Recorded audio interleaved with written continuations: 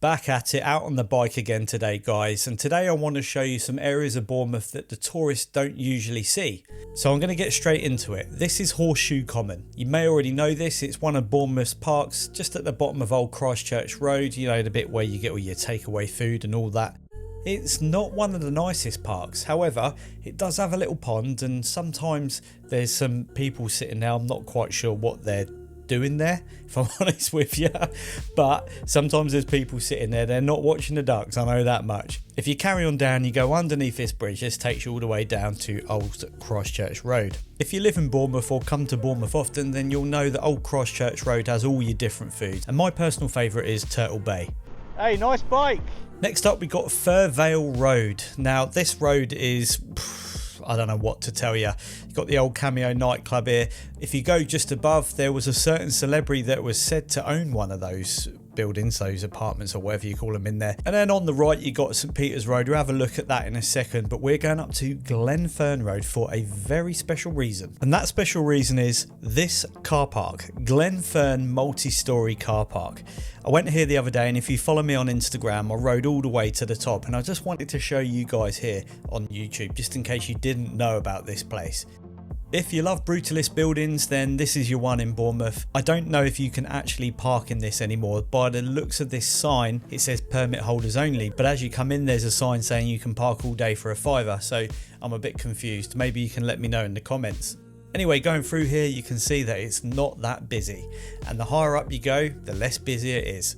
In fact, it gets to a point where they've completely locked it off and you can't go any further, but on a bike you can. So I went all the way up to the top. So I'll give you a quick history on this multi-storey car park. It was built in the 70s, built for Bournemouth's heyday, which obviously doesn't exist anymore. And more interestingly, there was a nightclub at the top of this car park called The Outlook. Some of you may know it as other things as well. I believe now it's just a student accommodation. Now it's said that this place is up for regeneration. I'll be honest, I don't quite know when that's going to happen, but here's a picture of what it is meant to look like. Now once you've been to the top of this place and had a little look around at the view, there's only one thing left to do, and that's pelt it all the way down.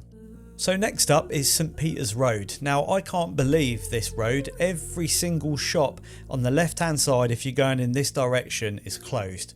And this is a real glimpse of Bournemouth's vibrant history, if you like, because it did used to be a really popular place, and it still is, but it just isn't what it used to be.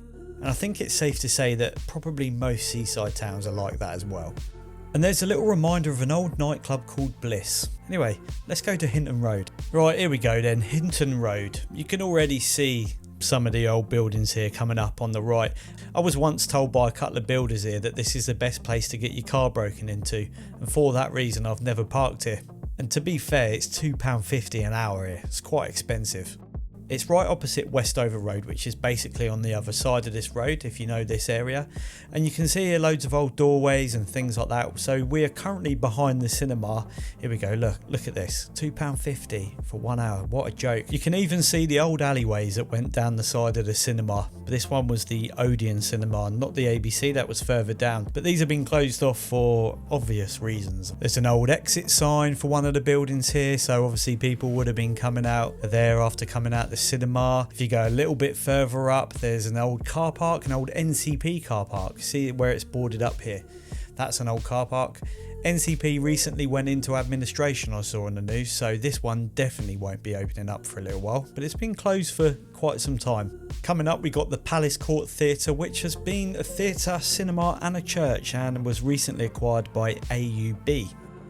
So that's it for the bits that tourists don't usually see, and we'll do another video in the future on this, on some other bits, but I want to show you one more road.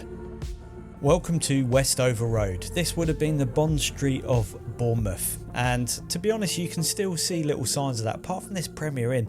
That Premier Inn always looks like it's closed. I don't even know if it's open. And as you go further down this road you'll see two abandoned cinemas, the Odeon and the ABC, and the ABC was actually bought by the Odeon, so there's two Odeons, and the ice skating rink, which had the funny looking windows just now. So coming down here you can see they're doing a load of building. Apparently this road is sinking due to the buses, that's what I was told. Don't know if it's true, but you can see as you come down there's some nice little shops down here as well. You can still see the remnants of the past with this glass canopy over all these shops, and it does look quite nice. I think they painted it recently. But if you look up, and we really don't look up often enough at the buildings, some of them are absolutely beautiful. Anyway, if you got this far, guys, thanks very much for watching. Oh, watch out. Thank you very much for watching, and I will see you all on the next video.